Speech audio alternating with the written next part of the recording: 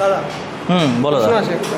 বলো। আচ্ছা তুমি বলে বিস্কুট আর কেক খেতে বারণ করেছো কেন? তাহলে কি জন্মদিনে খাওয়া যাবে না? সামনে কারো জন্মদিন আছে? আছে। বাহ, সুন্দর প্রশ্ন করেছিস। যারা ভিডিও দেখছে তারা যদি লাস্ট পর্যন্ত দেখে তো অনেক কিছু জানতে পারবে, এবং তারাও তখন আফসোস করবে যে তাহলে আমি এতদিন আমার বডির সঙ্গে বা ডায়েটের সঙ্গে কী করেছি। ঠিক আছে, ফ্যাক্ট ভালো করে বুঝবি। হ্যাঁ, আসলে আমাদের বডিতে আমরা সবাই চাই ফিট থাকতে, তাই তো? ফিট মানে কি মাসল স্ট্রং থাকে, ফ্যাট কম থাকবে, তাই তো? এটাই তো। তো কিছু কিছু খাবার আছে যেগুলো আমাদের বডিতে ডিরেক্টলি ফ্যাট তৈরি করতে সাহায্য করে, বোঝা গেল? এবার তার মধ্যে দুটো যে খাবার যে তুই এখন বললি, সেই দুটো খাবার 100% দায়ী।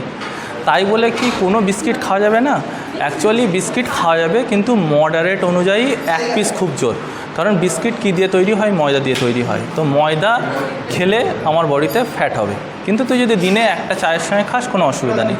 রইল বাকি কেকের সঙ্গে, কেকের কথা। কেকের ব্যাপারটা আমি যদি বলি, 100% খাওয়া যাবে না। কারণ কেক কীভাবে তৈরি হয় সেটা আমাকে বুঝতে হবে। কেকের যে লেয়ারগুলো তৈরি হয় সেগুলো কী দিয়ে তৈরি হয় জানিস? সেগুলো তৈরি হয় প্রত্যেকটাই ময়দা দিয়ে। ময়দা, ডিম, এমনি নর্মাল যে বাবুজি কেক পাওয়া যায় না আমাদের এখানে, সেগুলোকে দেখবি ময়দা, ডিম এগুলো দিয়েই তৈরি হয়। কিছু কিছু সময় তারা বেকিং পাউডার ইউজ করে ফোলানোর জন্য, বুঝতে পেরেছিস তো? তো যখন ডিম, ময়দা এগুলো একত্রিত হচ্ছে এবং সেটা যখন বেকড হচ্ছে, এর মধ্যে নিউট্রিশন থাকে না, বোঝা গেল? এবার আমরা যখন যে কেকগুলো ইউজ করি জন্মদিনে, ওই কেকগুলো একটার পর একটা লেয়ার ইউজ করা হয়।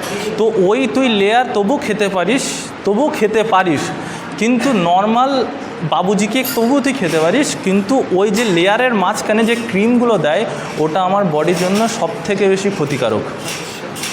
কারণ ওই যে লেয়ারটা তৈরি হয়, অ্যাকচুয়ালি তুই দেখবি ওই যখন সাদা যে ফোমগুলো হয়, বা ফোম বলে তো ওগুলো, হাতে নিয়ে এভাবে ডলবি কিছুক্ষণ, দেখবি তেল হয়ে যাবে। তাহলে আসলে তুই কেক খাচ্ছিস না, তুই তেল খাচ্ছিস। কোন তেল খাচ্ছিস? পাম অয়েল, যেটা আমাদের হার্ট অ্যাটাকের সম্ভাবনা থাকে বা আমাদের ক্যান্সার হওয়ার পর্যন্ত ঝুঁকি থাকে। কিন্তু আমরা সাধারণ মানুষ জানি না, তাই আমরা বার্থডে সেলিব্রেশনে কেক যত ইচ্ছা খাই, বুঝতে পারলি তো? তো যাদের উদ্দেশ্য হলো যে আমার ফিট থাকা, স্ট্রং থাকা, বা আমি মাসেল গেইন করতে চাই, লাইফে সব কিছু অ্যাচিভ করতে চাই, তারা আমি মনে করি কেক থেকে দূরে থাকা খুবই ভালো। তুই দেখবি যত বড় বড় সেলিব্রিটি আছে তারা সব কিছুই অ্যাড দেবে, কিন্তু কোনোদিন সেই খাবার খাবে না। আজকে মনে কর শাহরুখ খান সম্পাবড়ির অ্যাড দেয়, নাম ভুলে গেছি আমি কোম্পানির। কোনোদিন সম্পাবড়ি শাহরুখ খানকে খেতে দেখেছিস? ঠিক আছে, আমাদের ফ্রুটি, মাজা এইগুলোর অ্যাড হতো, কে দিত?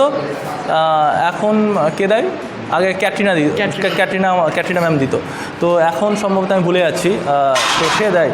তো প্রত্যেকটা দেখবি যারা খাওয়ার সম্বন্ধে অ্যাড দেয়, তারা আদৌ ওই খাবার খায় না, আমাদের জনসাধারণ মানুষকে বোকা বানায়। কারণ তারা ব্র্যান্ড অ্যাম্বাসেডর, তারা ওই অ্যাডের জন্য তারা টাকা পাচ্ছে, কিন্তু তারা আমাদেরকে কখনোই অ্যাওয়ারনেস দিচ্ছে না যে এই খাবার কতটা ক্ষতিকারক তোমার জন্য, বোঝা গেল? তো আমি এটা বলবো, যার খাওয়ার ইচ্ছা হয়েছে সে খেতে পারো, অবশ্যই তোমার পার্সোনাল পার্সপেক্টিভ। কিন্তু তোমার যদি গোল হয়ে থাকে যে তুমি ফিট হতে চাও বা ফিটনেসে থাকতে চাও, তাহলে এটাকে 100% অ্যাভয়েড করো।